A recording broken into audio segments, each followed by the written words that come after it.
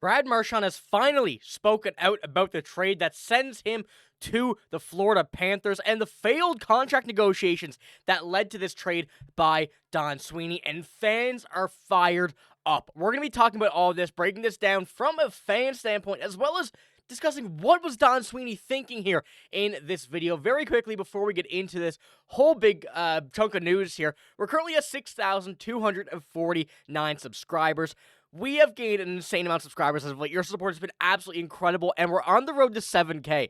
And let's push for that. Ladies and gentlemen, your support has been incredible, and we have so much news still coming out from this NHL trade deadline, including a lot of stuff further just like this. You will not want to miss it. Trust me. But without any further ado, let's get into this first quote from Brad Marchand here from Puck Empire. Brad Marchand was reportedly willing to compromise on his contract ask with the Bruins, but the Bruins were not willing to compromise, per Elliotte Friedman. After that, Marchand made it clear that the only team he wanted to go to was the Floirda Panthers. Marchand was hurt that a deal could not get done in Boston. Now, this is absolutely insane when this came out. People were not happy, and the fact that we're seeing all of the repercussions coming from this, immediately when we saw this trade and knew it's to Florida, something was immediately up. We obviously saw what happened last year in the playoffs. That is, that's history now at this point, but still, that's in the mind of Bruins fans, and when it does come down to this almost seems like payback from Brad Marchand. We will jump into that a little bit later here, but Don Sweeney and the Boston Bruins not willing to compromise on a contract for Brad Marchand is something that is absolutely ridiculous. That guy has sacrificed millions and millions of dollars for this team, taking pay cuts, and you don't compromise on the deal that would end his career with the Boston Bruins. That is just unreal to me. We're going to get into the kind of contract in-depth pieces later about what an extension may have looked like and also how the Bruins organization could have easily made this happen, but we kind of have a further go for here from Brad Marchand, from Elliotte Friedman. This is what he said. Where things went wrong with the Bruins was he called a face-to-face meeting looking to compromise on the extension, and it really hurt him when that didn't work. Boston already went as far as saying as they were willing, agreed on 3-year, sizable gap on AAV, and that is from Elliotte Friedman on Hockey Night in Canada. Now, when you're looking at the 3 years, that's something that I feel like we've already known. Brad Marchand has kind of said that, 3 years is pretty much what he would have left.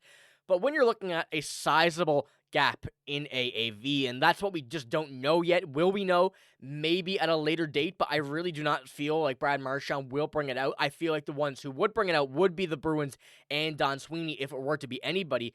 But I genuinely now can't believe that this was the reason that Brad Marchand was traded. The Bruins have had quite a bit of money in the past few seasons that they can spend. Brad Marchand's current contract, $6.125, and I would say he's playing worth just about every single bit of that this season. For the Bruins having a terrible season, Brad Marchand has been, I would say, one of 3 very pleasant surprises here while this season has continued to suck, along with David Pastrnak and Morgan Geekie.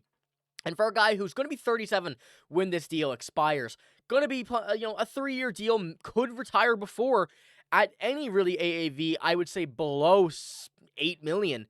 That's something that the Bruins would need to compromise with. Now, I do kind of understand from the Bruins standpoint, you don't really want to pay a guy like Brad Marchand at this point in his career $8 million. You're trying, and your deadline was really pointing towards this team trying to get younger, this team trying to do a retool, and as Don Sweeney has not called it a rebuild, being able to just add some pieces that are younger while keeping a lot of the key talent on this team. But this guy's your captain. Brad Marchand was not just important on the ice. He was important in the locker room, the development of these younger players. And now that the Bruins are getting quite a bit more of this younger talent, Brad Marchand would have been an excellent leader for them, but Don Sweeney did not like that idea, apparently, from what we were looking at. And I want to pull up Brad Marchand's contract history. And when we're looking at these are all of his deals. So in 2009 and 10, 11, that was his rookie contract there. And then you go to his first contract extension, a $2.5 million AAV. Going to his next one, a $4.5 million AAV, and as of late, of course, this 8-year deal that was worth $6.1 million. And kind of going back to the point earlier, Brad Marchand has sacrificed quite a bit of money, the beginning of this contract definitely would not have been much of a difference on AAV. He wasn't that superstar Brad Marchand that we had known back then in 2017-18 like he is now. But when you kind of go over the past few seasons, his contract his value's gone way up. He became a much better player, a much more skilled and talented player, and you can kind of see there by the point total. Now, from that 100-point season in 18-19, obviously that was a fantastic season, but you go over the past few other seasons as well, where he had not really played a full season. He kind of kept that point total around the 70-point mark, and this year with 47 and 61, he was still kind of a bit slow here on this season, but a lot of that due to the Bruins just not having anything going for them whatsoever. I don't even want to sugarcoat that. I think that's the baseline of what we have to call this season, but when we kind of go as well to what the cap was looking like over the next few seasons, $28 million next season. Now, this is, of course, with everybody not being re-signed, so Morgan Geekie will have to get re-signed. Now, there's a few other players that we're going to have to be re-signed. Marat Kuznetsov, Jacob Blauko, Henry Jokiharju, another player that they just recently added, they're going to have to re-sign. A lot of these contracts are going to go towards that $28 million, but if you did want to get better in the offseason, you wouldn't have had to spend that much if Brad Marchand was on this team, filling in a left winger spot, but you would have had still around, $15 million to be able to spend in free agency, which is a lot of players if you're not looking for any of that top talent. So the money was there, the price was there, and it was doable for the Boston Bruins to re-sign Brad Marchand on an extension. And kind of as I mentioned earlier, the contract extension that I probably would have seen probably would have been, I would say around $7 to $7.5 million for Brad Marchand, which, yes, is a very expensive price for a 38-year-old going on 38 when this contract, is underway, or 37. It is a tough one to go, but as your captain, you justify those contracts for a guy who has been a leader. And I do understand the Bruins also kind of concerned about injury history, I guess, with this season, him not being very healthy. The last offseason that we had, 3 different surgeries for 3 different injuries. Obviously a very concerning point, but, even though the Bruins had that availability, they needed to make something work. And looking at as well, the lines. What we look at now here with the entire left wing side, Marat Kuznetsov has been a pleasant surprise so far, and I'm very, very high on him with the Boston Bruins. He looked good in his first game.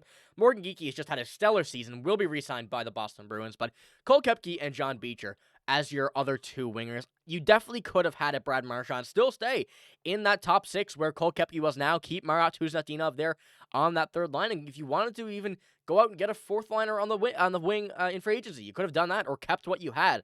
The Bruins had so many possibilities to do with with Brad Marchand and the money that they would have had in free agency, but it does seem like Don Sweeney, Charlie Jacobs really just didn't want to see Brad Marchand with this team anymore, which I still genuinely cannot believe. But I want to finish one off here with a quote from Charlie Jacobs, and he must have known that this scenario happened. He must have known how this went over.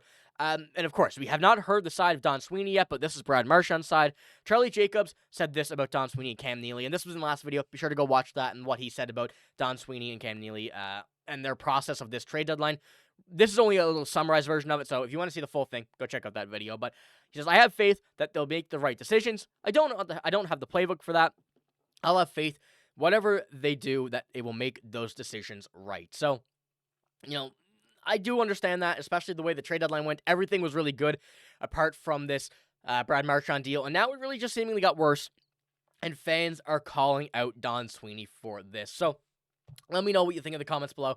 I still genuinely can't believe this, ladies and gentlemen. This is not what I would have expected from a Brad Marchand contract negotiation, from where we were at the beginning of the season to where we are now, and he's on, I would argue, the Bruins' biggest rival at this very moment in the Floirda Panthers, and it does seem like Brad Marchand wanted to get back at him for at the Bruins and Don Sweeney for not being able to do this by going to the biggest rival in recent memory, over the recent years, as well as pairing with the guy you played from the Four Nations faceoff in Sam Bennett. Let me know what you think in the comments below, but I genuinely can't believe this. That's all I got in this video. If you did enjoy it, give it a like and hit the sub button. Remember, a lot of stuff is still coming. We still have so many items and videos about the trades that just went down that we're gonna be breaking down here on the channel. So be sure to hit the sub button if you want to get all of that right here. But that's all I got. Thank you for watching. Hope you have a great day. See you later.